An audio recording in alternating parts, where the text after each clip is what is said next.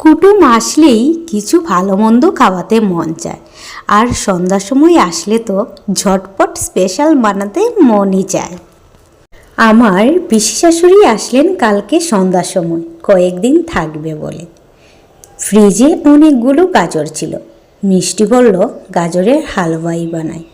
এদিকে আবার সবাই অনেকটা খুশি হলো শুনে।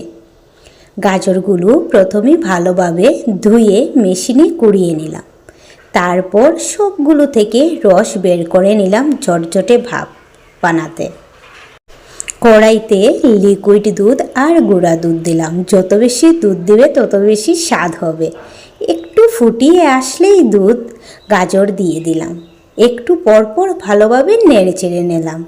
ভালোভাবে গাজরগুলো সিদ্ধ করে নিলাম। তারপর কাজু দিয়ে দিলাম। তোমরা যদি চাও বাদামও দিতে পারো। তারপর খেজুর গুড় দিয়ে ভালোভাবে উতলিয়ে নিলাম। খেয়ে সবাই দারুণ স্বাদ